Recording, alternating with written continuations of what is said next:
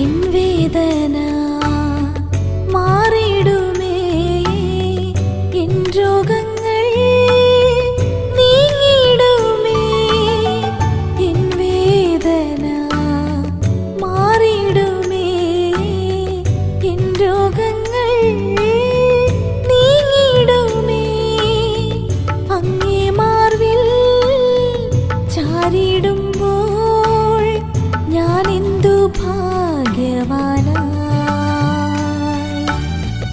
അങ്ങേ മാർവിൽ ചാരിടുമ്പോൾ ഞാൻ എന്തു ഭാഗ്യവാനായി. എൻ പ്രിയാ, നിൻ വൻകരം എന്നെ താങ്ങി നടത്തിടുന്നതാൽ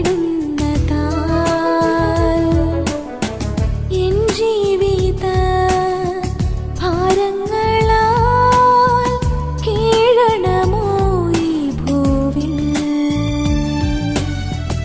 എൻ ജീവിത ഭാരങ്ങളാൽ കീഴണമോ ഈ ഭൂവിൽ.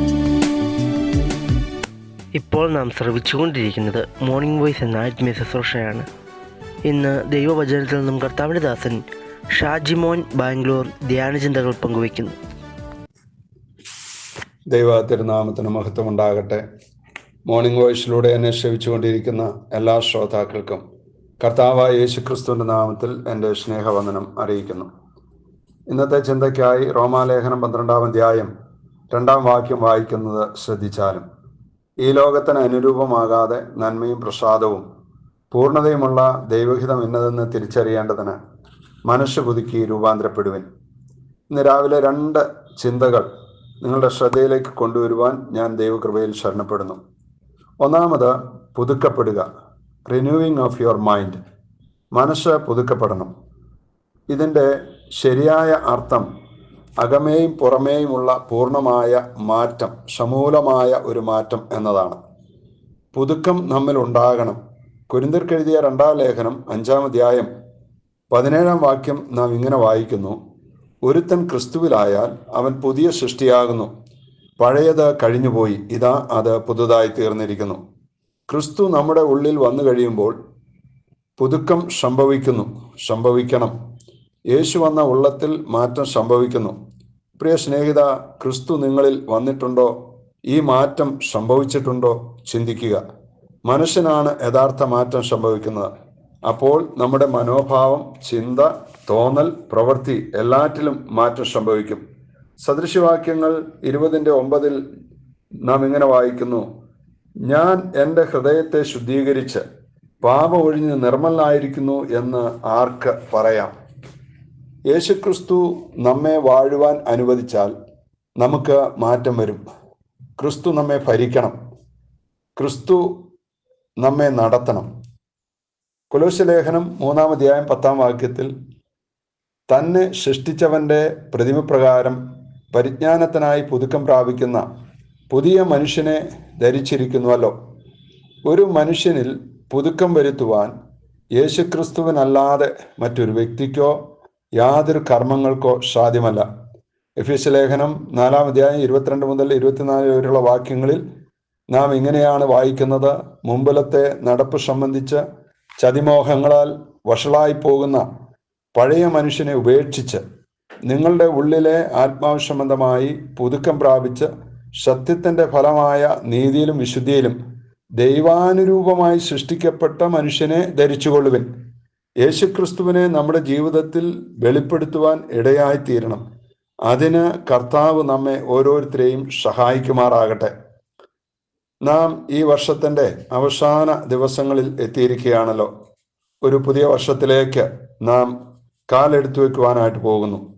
നമ്മുടെ ജീവിതം എങ്ങനെ ഇരിക്കുന്നു എന്ന് നമുക്കൊന്ന് പരിശോധിക്കാം. നാളുകൾ കഴിയുന്നു, കർത്താവ് വരുവാൻ അടുത്തിരിക്കുന്നു.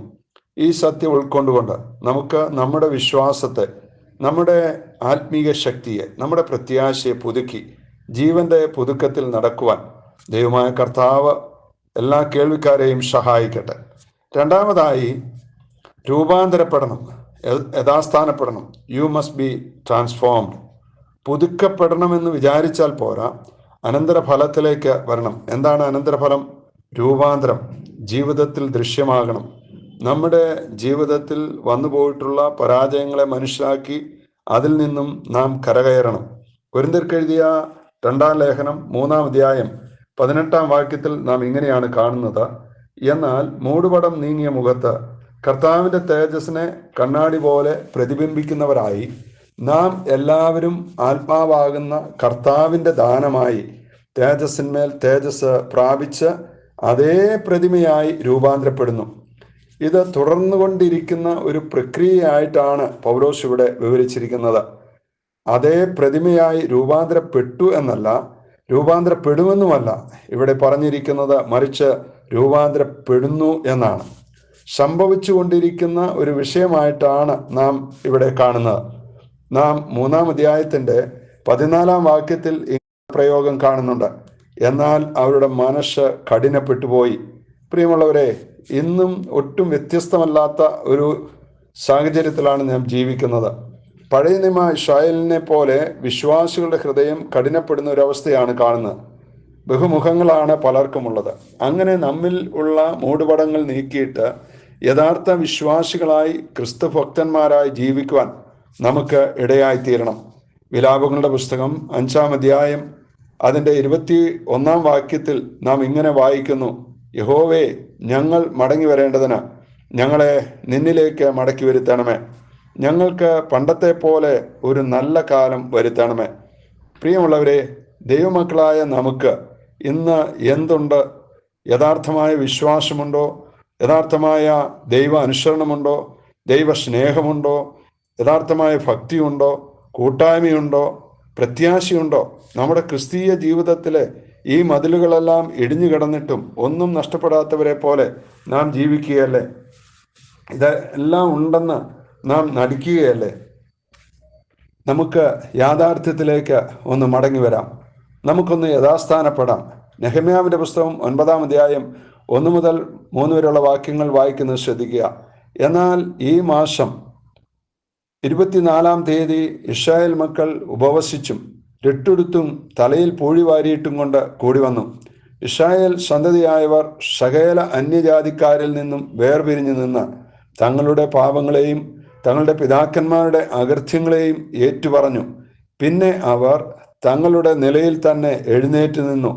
അന്ന് ഒരു യാമത്തോളം തങ്ങളുടെ ദൈവമായ യഹോവയുടെ ന്യായപ്രമാണ പുസ്തകം വായിച്ചു കേൾക്കുകയും പിന്നെ ഒരു യാമത്തോളം പാപങ്ങളെ ഏറ്റുപറഞ്ഞ് തങ്ങളുടെ ദൈവമായ യഹോവയെ നമസ്കരിക്കുകയും ചെയ്തു. ഇസ്രായേലിൻ്റെ യഥാർത്ഥമായ ഒരു യഥാസ്ഥാപനം നമുക്കിവിടെ കാണുവാനായിട്ട് കഴിയും. യെരുശലേമിൻ്റെ മതിലുകൾ ഇടിഞ്ഞു കിടന്നത് അവർ കണ്ടു. അതിനെക്കുറിച്ച് അവർ ദുഃഖിച്ചു. ഇടിഞ്ഞു കിടന്ന മതിലുകൾ അവർ പണിതു. ദൈവവചനത്തിലേക്കും ദൈവത്തിലേക്കും അവർ മടങ്ങി വന്നു.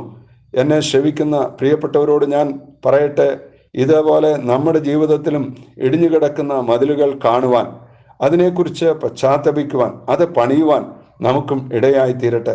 നമ്മുടെ ആദ്യ സ്നേഹത്തിലേക്കും കൂട്ടായ്മയിലേക്കും അനുസരണത്തിലേക്കും യഥാർത്ഥ ദൈവഭക്തിയിലേക്കും മടങ്ങി വരുവാൻ ദൈവമായ കർത്താവ് നമ്മെ സഹായിക്കട്ടെ. നമുക്കൊന്ന് യഥാസ്ഥാനപ്പെടാം. അതിനായി നമുക്ക് നമ്മെ തന്നെ ദൈവകരങ്ങളിൽ സമർപ്പിക്കാം. നമ്മെ എല്ലാവരെയും കർത്താവിൻ്റെ ആത്മാവ് ആ നിലയിൽ യഥാസ്ഥാനപ്പെട്ടൊരു ജീവിതം ജീവിക്കുവാൻ സഹായിക്കട്ടെ എന്ന് പ്രാർത്ഥിച്ചുകൊണ്ട് വാക്കുകൾക്ക് വിരാമം കുറിക്കുന്നു.